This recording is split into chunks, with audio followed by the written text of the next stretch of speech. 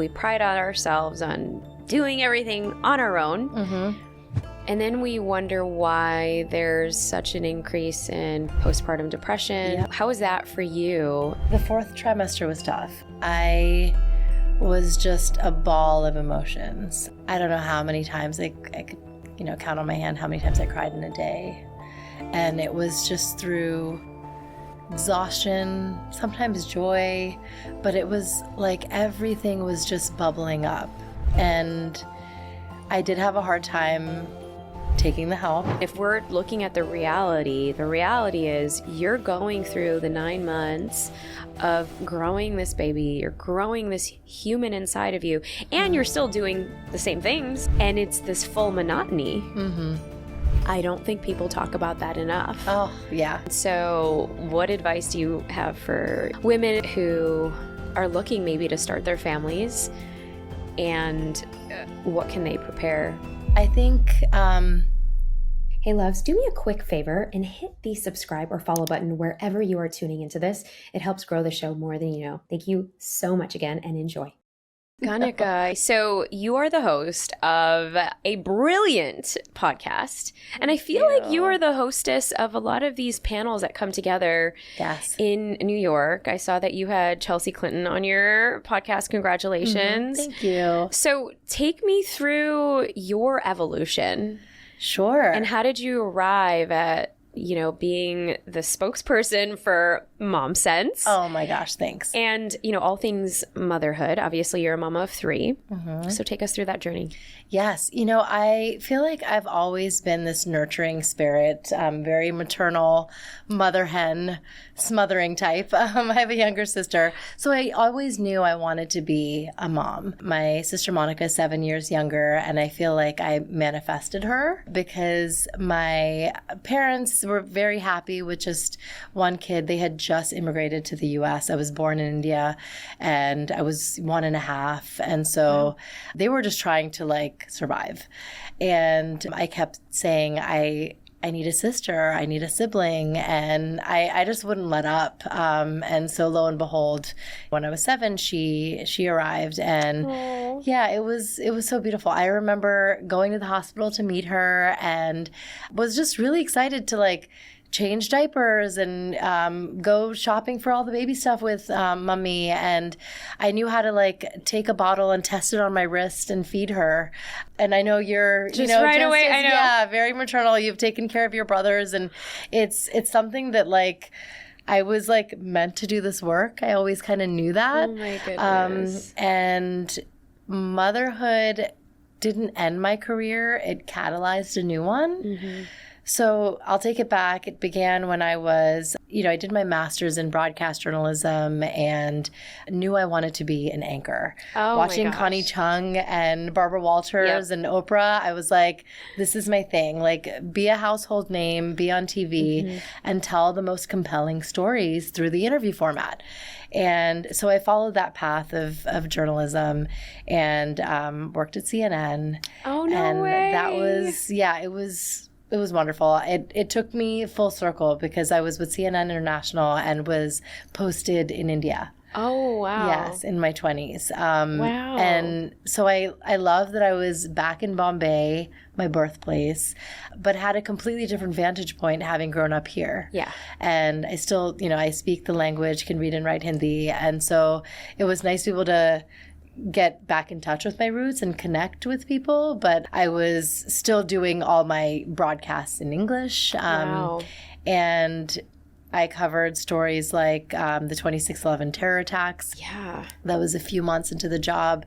Slumdog Millionaires sweeping wins at Oscar, goodness. BAFTA, No Golden way. Globes. And so there were just so many kind of newsworthy events that cemented my career in journalism and television.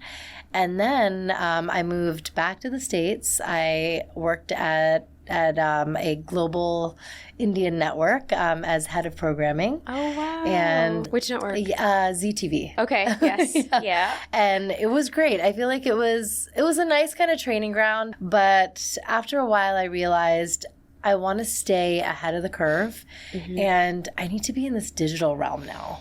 because TV, subscription model, like, you know, we know that times are changing in media and you have to evolve. So then I took a job as an editor-in-chief for an online retailer. It was very much like an Indian net-a-porter. Oh, wow. And so that's where I learned all things web design and editorial and video for the digital format. Then I started a digital marketing firm. I had that for 6 years. Oh, my goodness. So, like, I mean, talk about pivoting.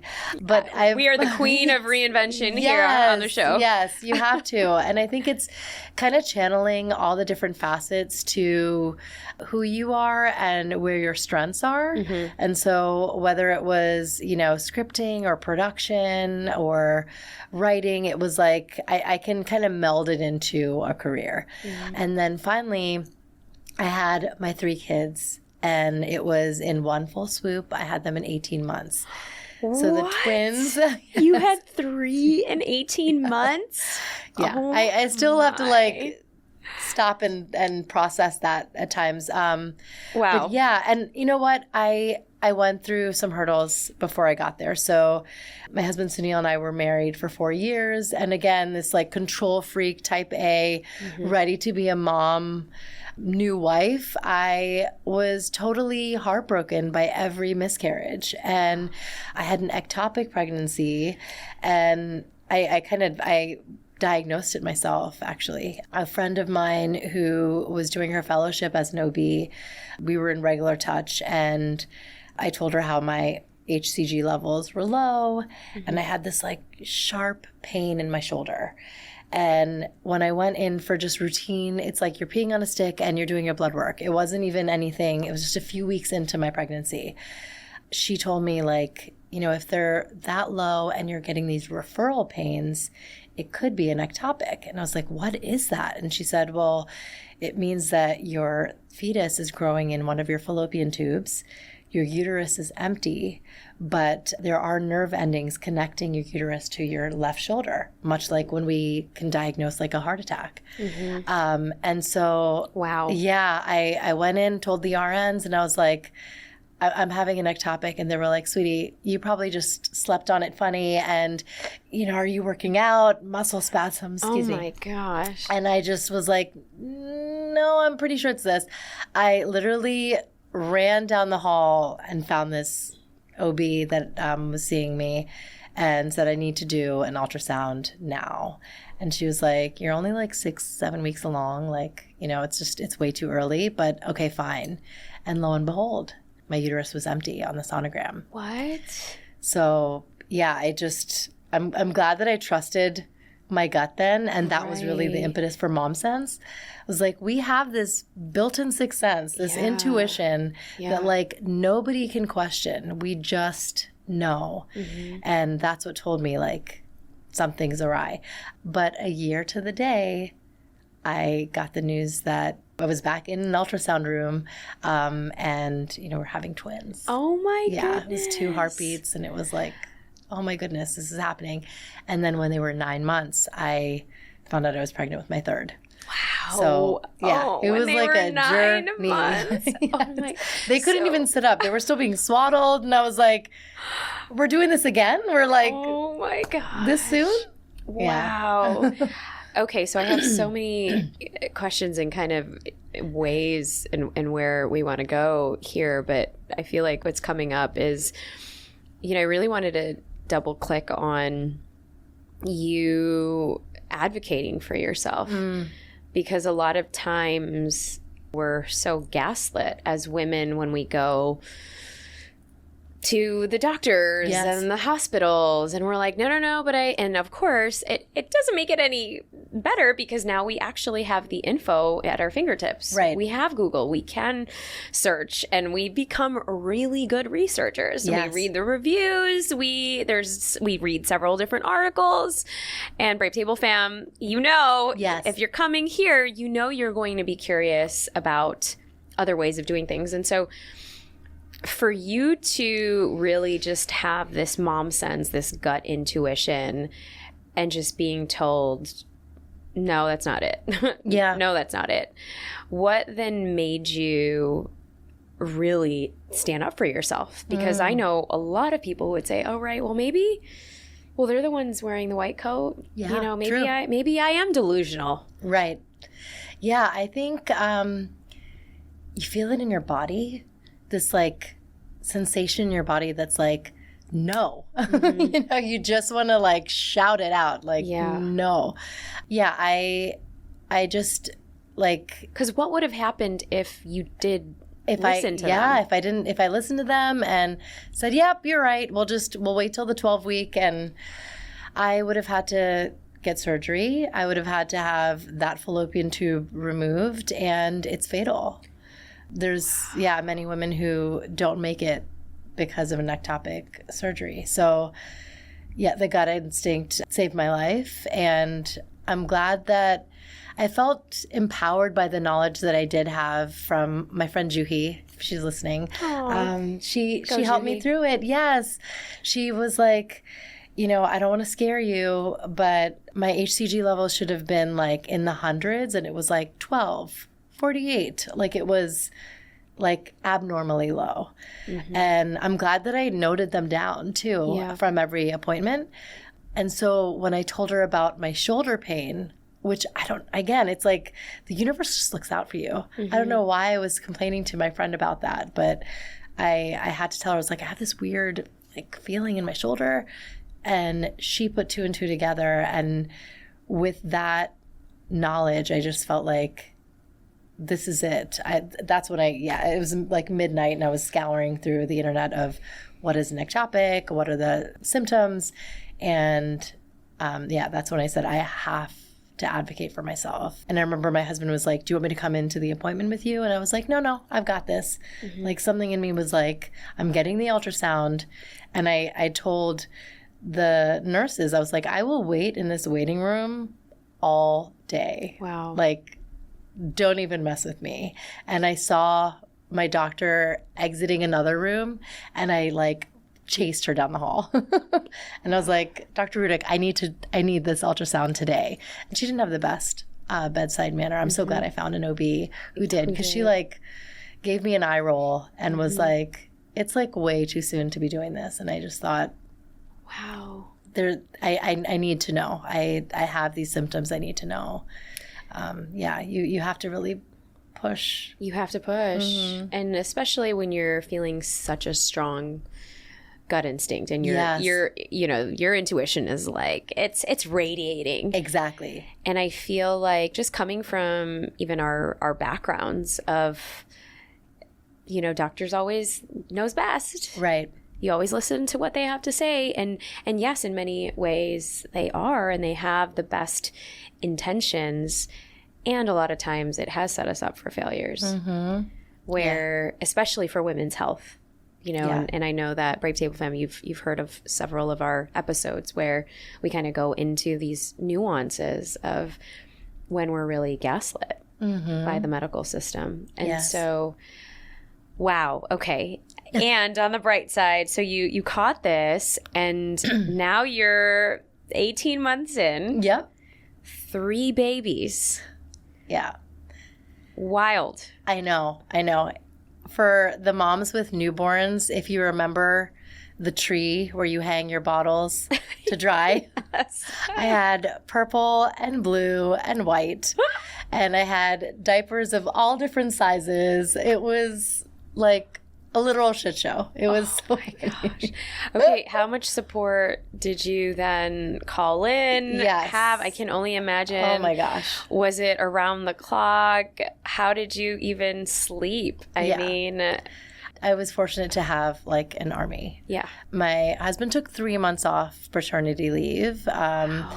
And again, it's just the burnout culture that we're in. He works in tech, so he didn't want to take the 6 months that he was allotted. Which is still pretty good, by the way, if you're living in the U.S. That's still pretty good. Absolutely. And I was working for myself, so I didn't really take time off, though. I was like pumping on the laptop. Like it was just a thing. I remember even with when I gave birth to the twins, fun story. So it was 3 a.m, and Sunil was traveling. He was in Seattle, and we're based in Jersey. And he had just landed, like settled into the hotel room and was there for a conference, and my water broke. And I was like, oh my goodness. And it was just the weirdest sensation where it was like, I'm peeing, but I'm not peeing. Yeah. Like, yeah. And I just called him right away, and my wonderful new OB, and she was like, you got to get to the hospital now. And these things happen when you're expecting twins. So it was like 2.5 weeks early. And yeah, I my in-laws took me to the hospital, and Sunil made it the next day and met them. My sister scrubbed in. So it's funny how I was the maternal figure to her, and then she was the first face that my twins got to see when they were born. Goodness. So I knew beforehand. One of my dear friends, Sophie, had told me about this magical baby whisperer baby nurse that she had. And so I had spoken to Maria like months in advance, because that was something that twin moms told me to do. They were like, get a baby nurse. They do work 24 hours around the clock, and you're going to need it in those first few like days or weeks or whatever you can kind of allot for.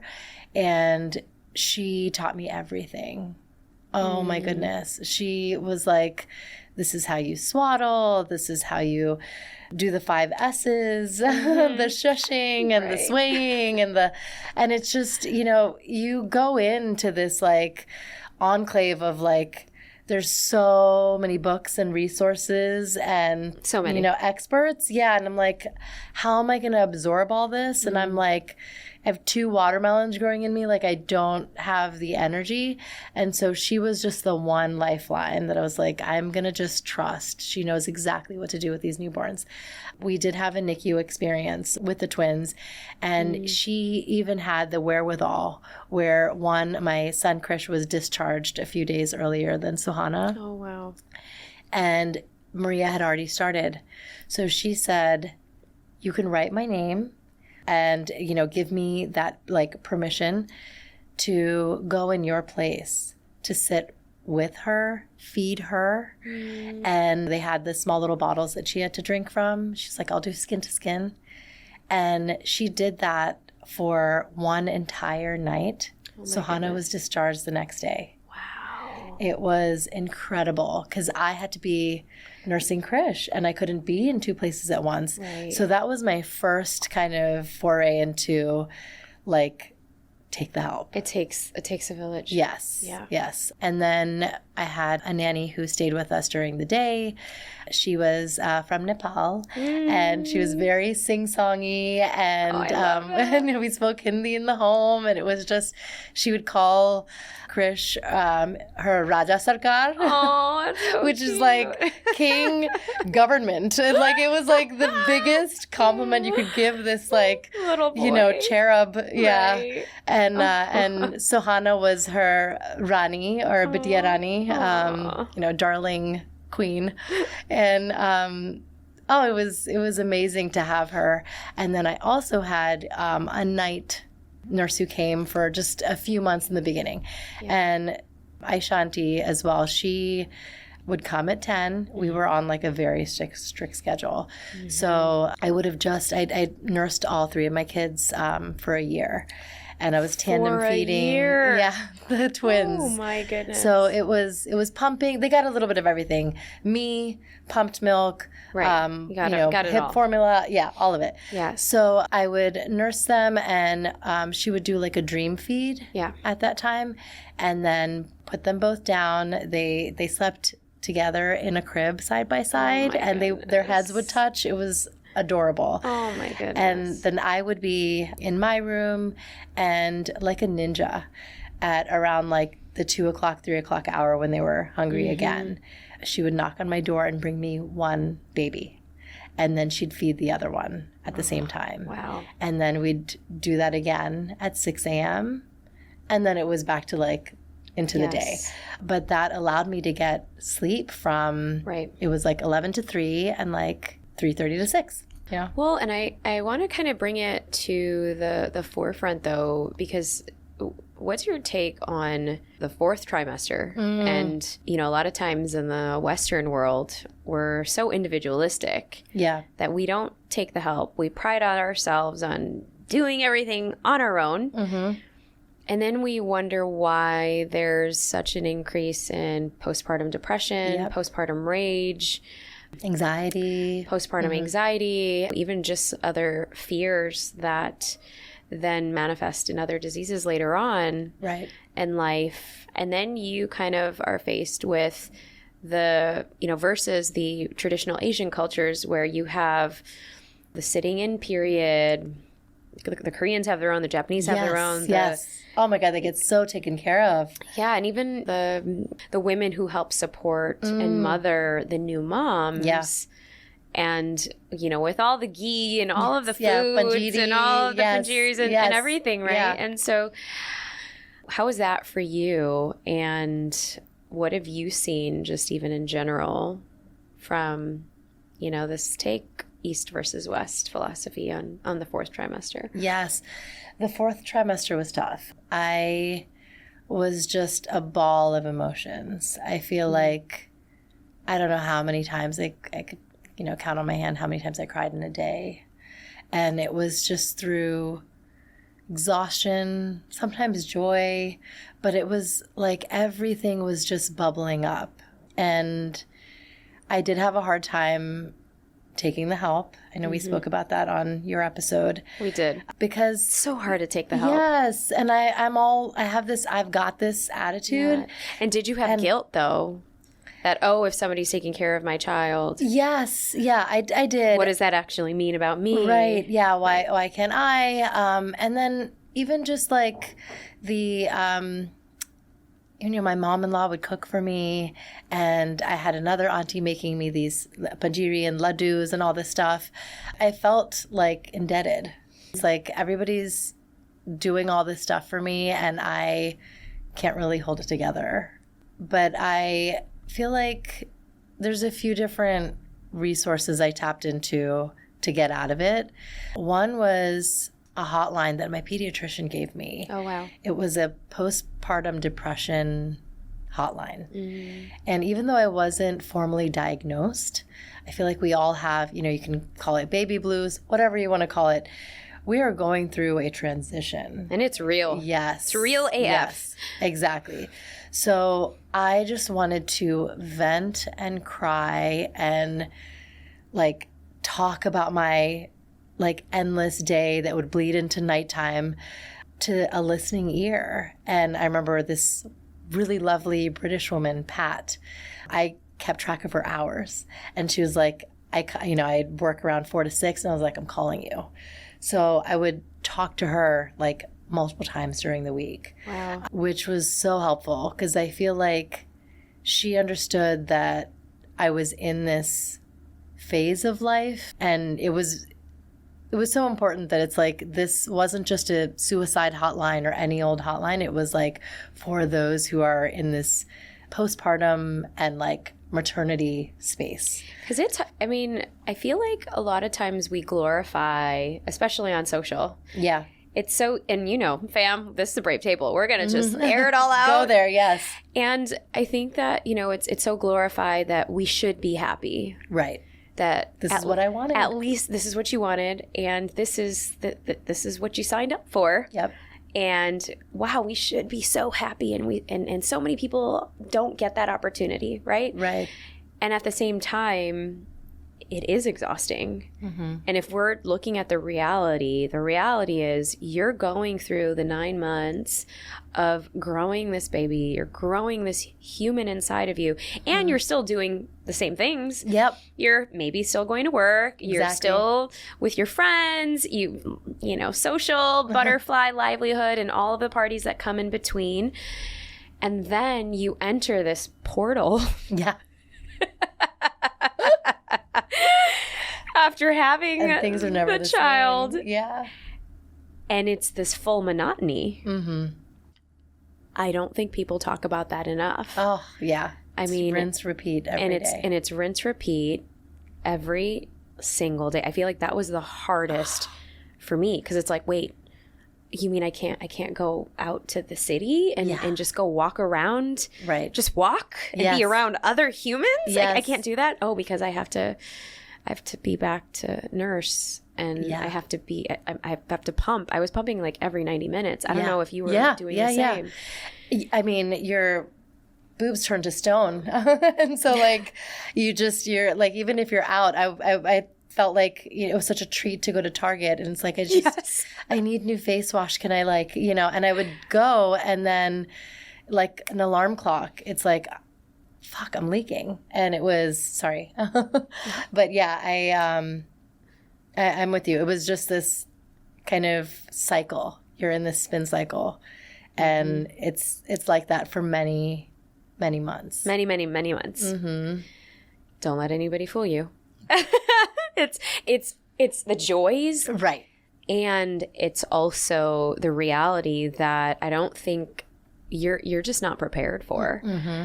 And so, what advice do you have for your sister, even, or other women, ambitious mamas, ambitious queens who are looking maybe to start their families, and what can they prepare within themselves? I think there is this power in the pause. I have a dear friend, Neha Ruch. She has a community called Mother Untitled, and she has a book that's called this. But taking that time to pause and allowing yourself that respite is so necessary. We are such miraculous beings to be able to produce human life. Women are the only species that can do that. It's incredible. And so to gloss over that, and it's like, but I have this many clients to answer to, and this many talks to do, or whatever it is in your line of work.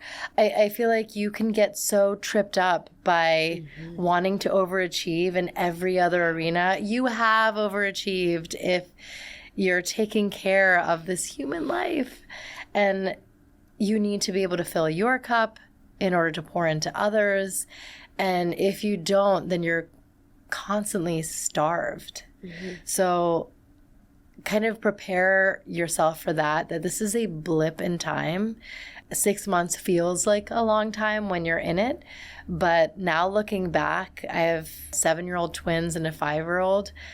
I only see it with rosy-colored glasses. I'm like, it was amazing. They were so fun, they learned to crawl together. And so that's what you'll look back on. And when you have that kind of perspective, you won't let it bog you down. You won't feel like I'm going through FOMO and missing out on everything else in life. Enjoy that season.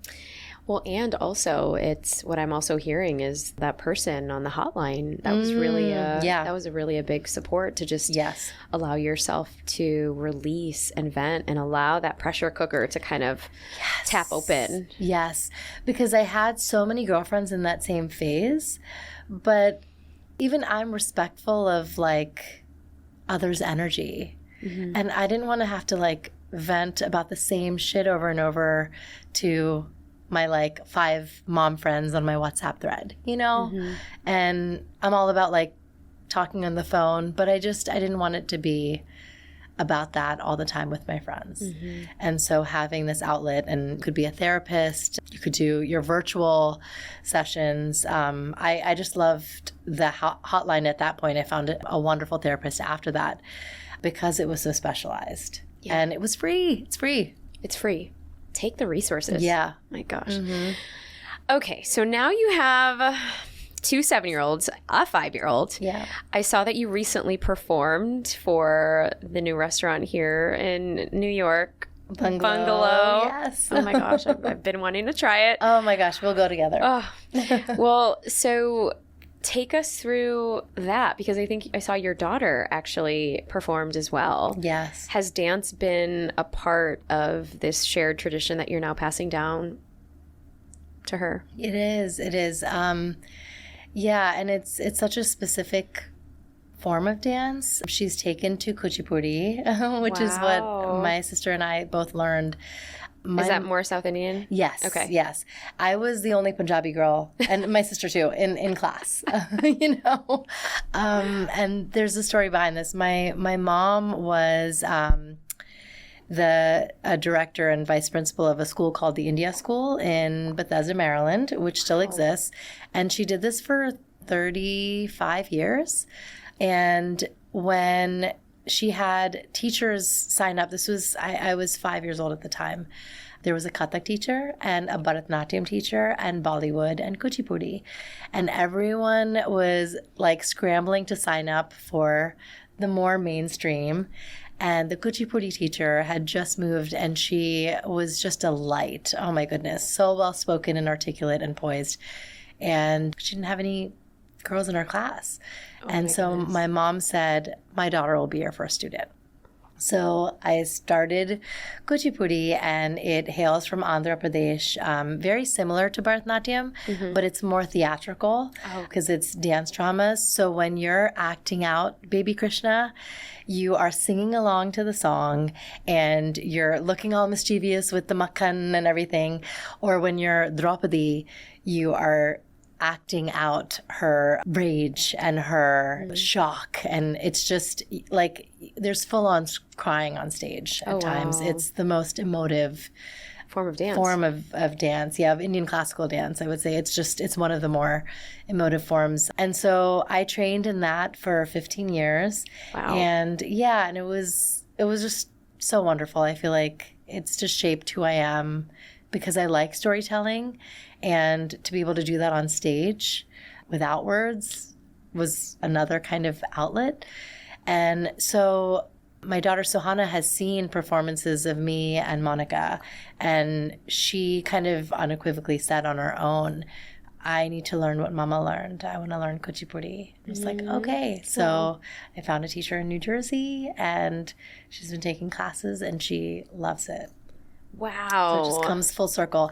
And the performance that we did at Bungalow, so right before Chef Vikas Khanna celebrated Michelin star chef, he knew he wanted to really pay homage to the pantheon that is our Indian culture. We aren't a monolith. And so he wanted to show Kuchipudi and Odissi and singers and all sorts of performers hailing from all the different states of India.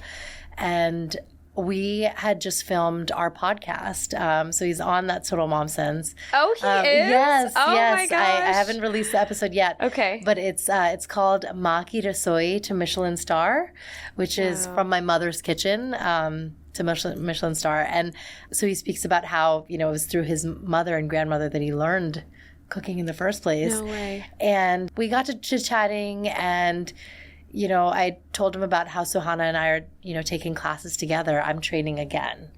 And he was like, that is phenomenal. And I think that's what it's about. It's about passing the torch. And he's like, I have to have both of you perform this multi-generational thing. I'm into it. And so we just did a small snippet of a Kuchipudi performance at the restaurant. Oh my goodness. Yeah, it was great. So wild. So now, how is it that is dance going to be this tradition that you pass on to all of your littles? Yes. My boys somehow haven't taken to the stage. I'm not gonna force it. Yeah. They'll break it down though when Gala Goriya comes on, and then we're just like, dude, it's Bollywood. You just play it. Yes, we're into it. So I love that dance is very much another language at home. Yeah. But I think I feel like these are art forms and traditions that we hold so dear, and I mean it dates back to I still remember when my nani would live with us for half the year, and she'd be doing her puja pat, doing her Hanuman Chalisa, or reading shloks from the Gita, that I was so enamored by our mythological stories that to be able to act it out on stage, I was like, this is so cool. And it just makes you feel even more tied to our ancestors. Yeah. Many lives, many masters. It's a thing. Right. And so, it's going to be a prevalent kind of tradition in our household. And I'm glad that Sohana has an attachment on her own. She's like, I want to dance. I like to perform. She just did a performance at her school in her talent show and loved explaining that, like, these are gungaroos and, you know, this is my bindi. And I remember doing that when I was her age, you know, in my elementary school. And Right. I think, you know, it's so wonderful that we can do that. You don't feel self-conscious or like, Right. I got to hide my Identity. culture. Yeah, no, or it's hide the my other way culture. around. Yeah, Yeah, I think people are, well, it's now cool to be brown. totally. It's like, you want a bindi? I have packets. Like, everybody gets a Packets. bindi. Yeah, everyone gets one. Yeah. So I came across something that was called your straight A philosophy, where you talk about the straight A approach when it comes to your own children. What do you mean by that? Oh, I love it. Well, straight A's is ingrained in us. It was like Fortunately, unfortunately. right. Overachievers over here. But it's the 3 A's that I channel anytime that, like, we're trying to teach or adopt something new with the kids. And so the first is agency. I want them to be their own individuals and human beings and have the wherewithal to decide, like, this is the direction I want to go in. This is what I'm into. Give them that. Like, if you listen to Dr. Shafali or Dr. Becky, any child development expert will tell you that, you know, the kids come as they are. And so you need to afford them this agency to do what they want in their life and follow their dharma. Mm-hmm. The second A is autonomy. So as much as we want to bulletproof as parents and not let them slip up or fall and protect them at every juncture, it's actually detrimental. Mm-hmm. And we should let them make those mistakes, pick themselves back up. It's about the bouncing back.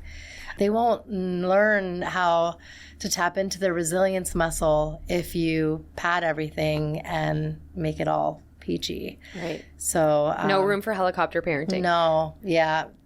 We have to, like, let go. And I'm saying this now. I don't even know what it's going to be like when we were, like, empty nesters, you know? Oh gosh. Yes. With them away for college.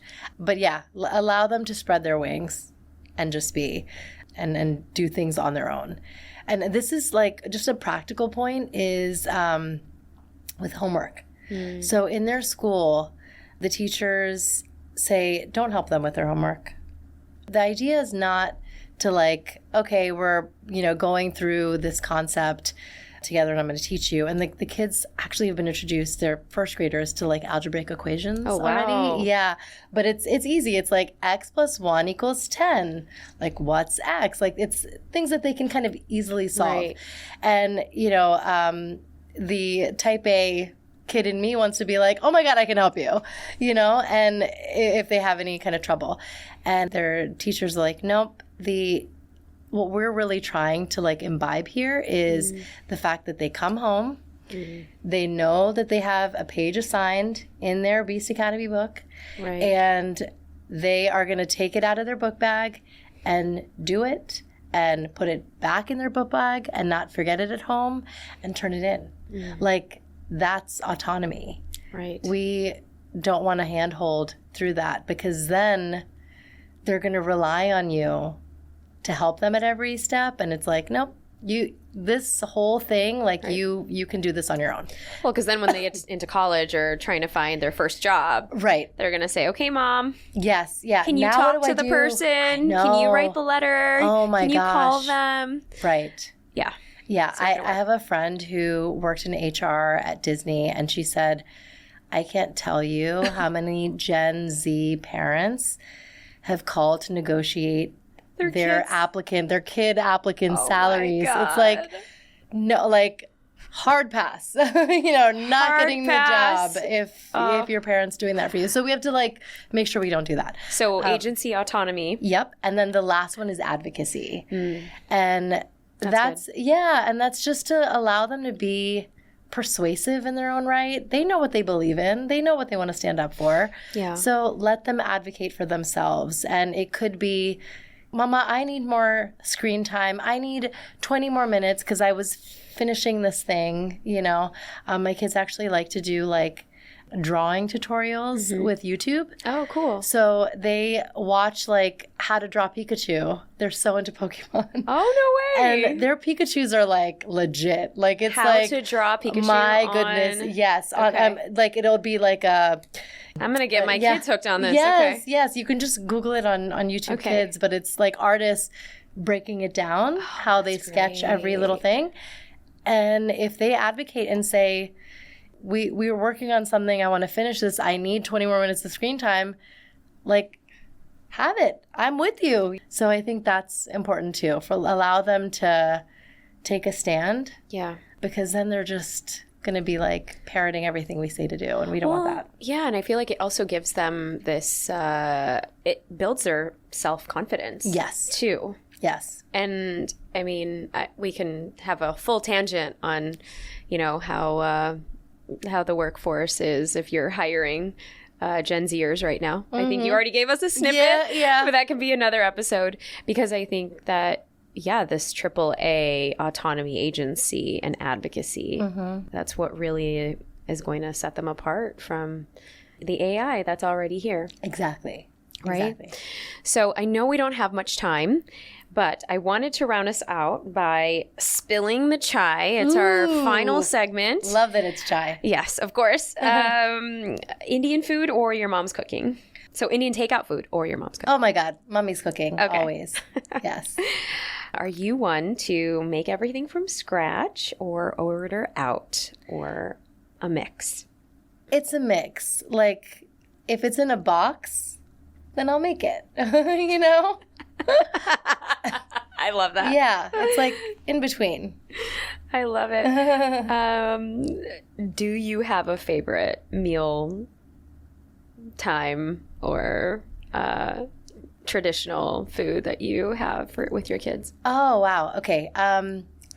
We love like a pindi chole, like a amritsari chole. It's like, yeah, just the dark brown chickpeas. Yum.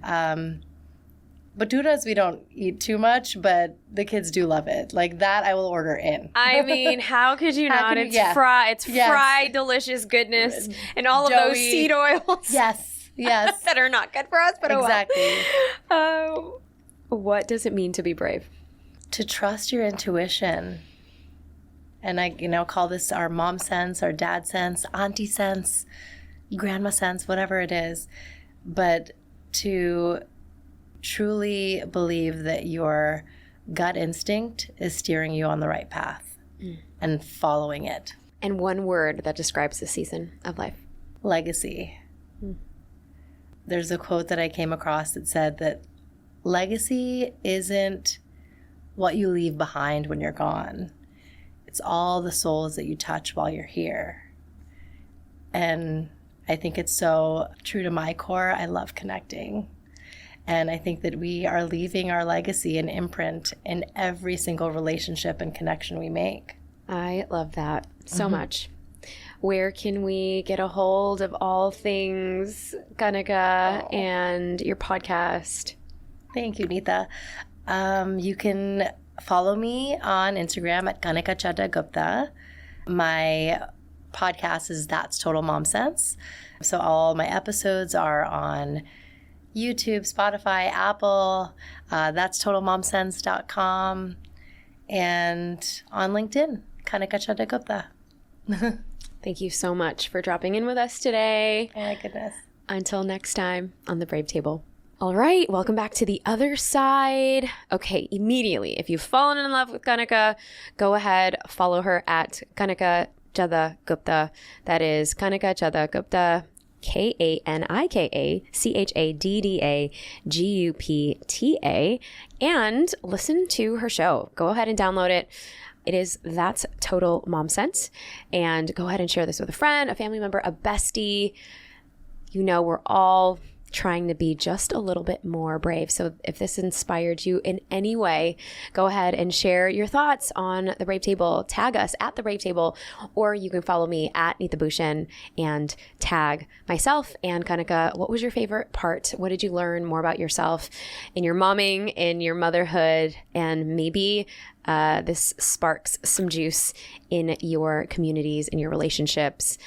Share this with a friend that probably needs a little bit more inspo in her motherhood journey. And don't forget to reach out to some of the people that you love this week. And don't forget to be just a little bit more brave. If you haven't already given us a 5-star review, what are you waiting for? Go ahead. All it takes is 2 seconds. So click that follow button on the top if you are watching this on YouTube. Subscribe, like this video, and let us know what you loved in the comments. Share it. And when you screenshot your 5-star review, go ahead and send it to support@globalgrit.co. That is support@globalgrit.co, and we will give you a free gift. Thank you so much for being here. Until next time, I will see you soon.